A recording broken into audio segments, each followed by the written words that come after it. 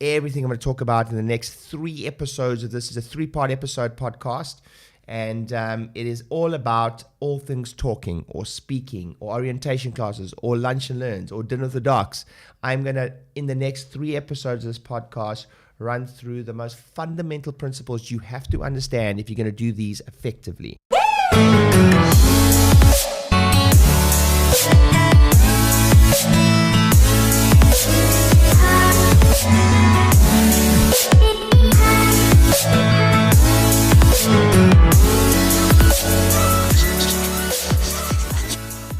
And the reason I say that if I had to do this all over again, the reason I say that I would do these and pretty much nothing else, and I say that tongue in cheek, I would do other things, of course.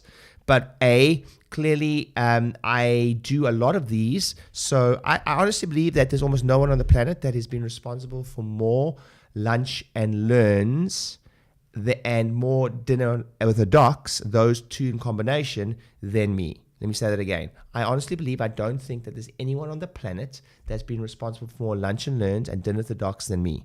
Why can I say that, and how can I say that? It's because I have 8 practices, and I am responsible with my marketing team for making sure there are new patients in those practices, which means this is a banker or a home run for us and something we do regularly.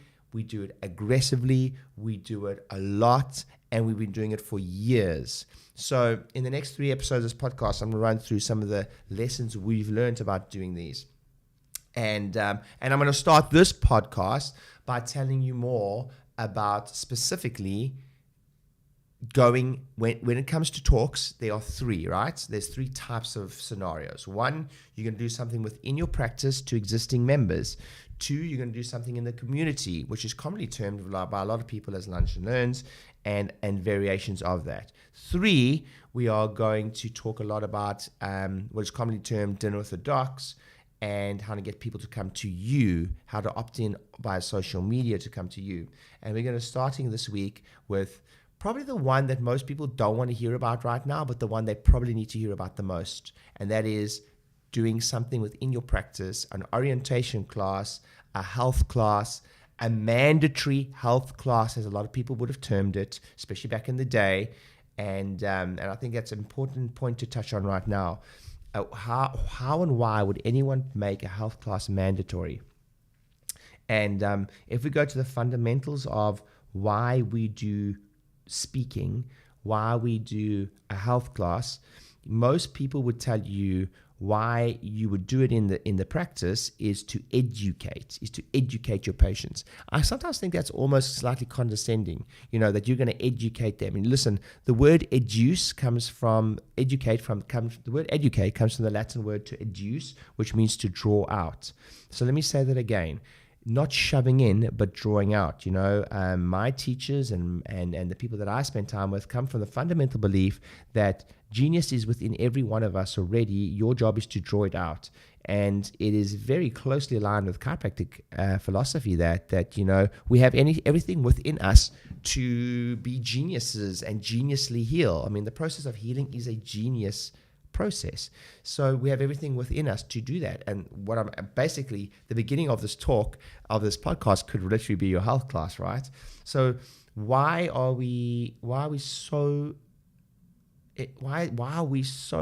I think it, and why do lots of other businesses, not just chiropractic, think it's so important to do something like a health class or an orientation class or a mandatory class? Without sounding condescending, yes, there is an element of education to it, but there's a deeper thing with this. Okay, let me give you an example. We live in an age today where people are pretty much trying to get rid of almost everything that requires human beings. We're going to have driverless cars. We already have driverless cars. We have automated telephone calls going out. We have Siri. We have AI. We have now you're able to simply say to Alexa, you can order things online without even speaking to a human being. You can everything from book your travel to your flights to just about anything you can do online now and not even speak to a human being. So let's start with that. And the interesting part of that conversation is this. Even though that is the case, it is interesting to me to state the following fact. I'm going to mention some names now, some of the biggest online marketers on the planet. Let me be clear. These people have they have made $1 million in a day. Many of them, they've had incredible opportunities to increase their wealth, etc. by not speaking to anyone, by simply sitting at home in front of their computer in their underwear most of the time, and make a lot of money. And a lot of people look at that situation and go, that's the dream. And what's so interesting about that situation is, even with that being the case, they all still get in a plane, fly halfway across the world to speak to an audience. And let me just say that again. Let me start that again. They fly halfway across the world in a plane that's a pain in the ass. When you first start speaking internationally, the novelty is quite cool, and trust me, it wears off very, very quickly. But they still wait in the queues, travel terrible travel times. They still jump on a plane. They still travel halfway across the world to stand up in front of an audience for sometimes as short as 60 to 90 minutes when they are making up to $1 million a day online. Why in the world would they do that? And here's why they do that. Because I don't care how good you are at marketing. I don't care how good you are at online marketing. I don't care how many leads you can generate. I never forget, my biggest mentors taught me this. Nothing will ever replace both the quantity and quality, specifically emphasis on the second part of that sentence, the quality of leads. And there's a third part, in the time frame in the shortest time frame that you can, by doing, except for talks. Nothing will ever be able to match the quantity and quality and the return on investment on your time that you'll ever get from talks. Yes, you may generate a lot of leads online. Listen, if you just want a lot of leads, you could just do Groupon. You'll get a ton of leads, I'll tell you that. But if you've been in business for a while, been in practice for a while, you'll know that there's a difference between a lead and a quality lead. And there's this beautiful tension between sales and marketing that will forever exist. And if you don't have a sales and a marketing team, let me tell you who your sales and marketing team is. Your sales team is you. You are the sales guy. You're the guy that does the initial consultations, the report of findings. That is, you are essentially the sales guy. The marketing is, even if it's an internal dialogue, you'll be sitting in an initial consultation, for instance, an exam, and you may be with what, I don't really believe in this, but what people commonly term a tire kicker, and you may think to yourself, damn it, I really hate this. I hate that I'm sitting with this guy who's wasting my time. That dialogue there is the tension that will always exist between sales and marketing. That just happens to you internally. If you change it up and you have a sales team and you have a marketing team, that dialogue still exists. Trust me, I know. I have salespeople in my business, both on the phone as well as my chiropractors and therapists, and I have a marketing team. And no matter what we do, this is the dialogue that happens. Marketing says to sales, or actually sales will normally moan first. Sales will say to marketing, sales, chiropractors, practitioners, whoever is seeing the lead, for instance, or the prospect at that point, will say to marketing, you need to get us higher quality leads. And marketing, trying to do the very best that they can, will end up saying to sales, you need to learn how to close better. Now, how do I know that? Because I have up to 50 associates at any one time. I've had anywhere from 35 to 50 associates. And I tell you that for 10 years of doing this, that will always exist. And sometimes they'll be using an excuse. So it doesn't even matter how good the person is or bad the person is. You may find someone might, as a justification, will say, well, the reason I'm not doing so well in practice is because you're not getting me high quality leads. So even if it's not true, often what will happen is the salesperson will justify why they're not doing that well, based on the fact that the marketing maybe you at the time is not generating high enough quality of lead. But it's really a mixture of both those scenarios. As I said, if you want a shit ton of leads, you just go and get a whole bunch of leads from Groupon, and you've got no problem if that's all you're worried about, and there's a time and place for that. But there is nothing that will my response to that person normally is, why? Okay, great, you want high quality leads, you need to do a lot of talks. And then we see it. This is what it is. It's what I call the fear. And the fear I'm talking about is the fear of public speaking. If on most polls, if you ask what the highest fear in the world is, most people will say that, depending on the poll, but there are many surveys that would put public speaking ahead of death, which would mean at a funeral, the person, most people would rather be in the box at a funeral or in the casket than saying the eulogy. Isn't that a crazy scenario? As statistically speaking, most people would rather be in the casket than saying the eulogy. So that's when I see it. And as I say, when I see it, it's the fear. It's the fear that people have. Like, yes, I want high quality of leads, but don't ask me to get out there and get into in the public domain and do speaking. So I'm going to address that very quickly. Look, I have a 2-day course on this. If you want to learn how to speak, if you want to learn how to change your life, it changed my life, I promise you that. If you want to learn how to fill the room, how to get people to show up, that's another art. How to then close people and ethically get people to come to the next steps with you, then you've got to be at the events. Please look at the dates. There's one coming up in Dallas, there's one coming up in Windsor, United Kingdom, there's one coming in Barcelona, Spain, and there's another one coming in West Coast of America. So for this year, so please make sure you check that out. But moving swiftly on, the remit of this podcast is not specifically got to do with getting over the fear of public speaking. There is entire books written about that, and there's entire course written about that, and you should go on those. But the reason why you should, let's skip right to the reason why you should do these talks, is because if Ryan Dice, who's one of the biggest online marketers on the planet, Frank Kern, Russell Brunson, still go to the effort to, and to be clear, you know, they can do everything online. They make millions of dollars online, but they still go to the effort to get people to physically from all over the world show up in a room. Those rooms are not cheap. Let me just explain.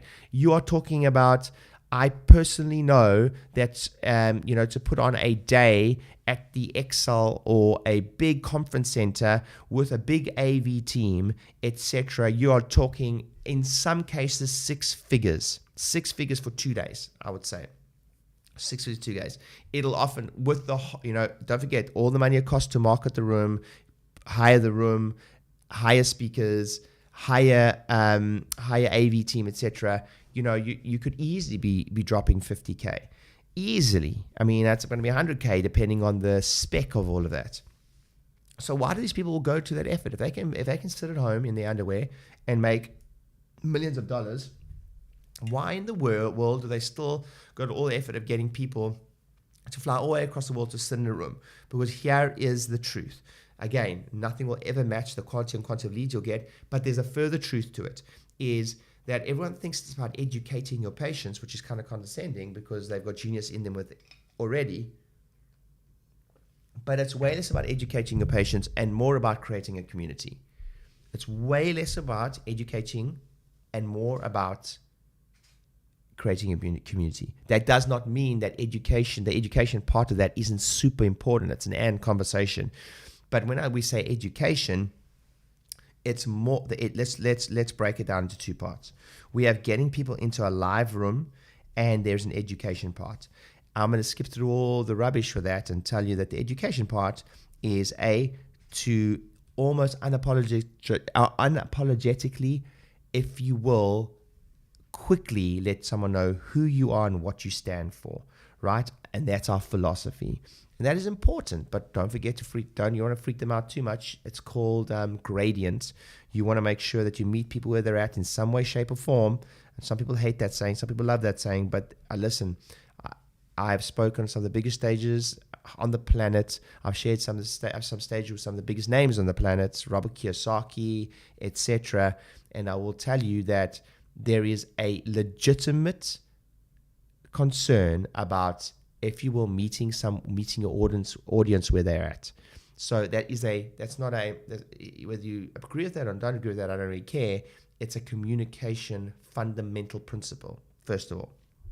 So the education part is also broken down into you are selling, yes, I said it, you are selling the process, of what you stand for. You're also selling the fact, in some way, shape, or form, you're also addressing a lot of objections.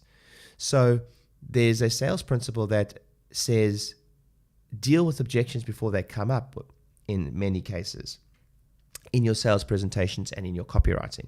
So when you're doing talks, you're thinking about addressing objections like, I've heard that when I see a chiropractor, I have to keep on going forever. I've also heard that you're going to try to sell me something.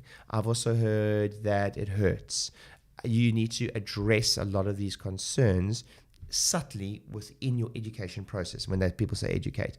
And for me, one of the biggest points when it comes to education that I hammer home with anything where you're wanting retention, anywhere you're wanting a high lifetime value of a patient or a client, is that for me, one of the biggest things that you need to educate on is that healing takes time. This is creating an anchor, and in that initial opportunity to educate, as people say or bandy around, is what you're really trying to do is you're trying to manage expectations.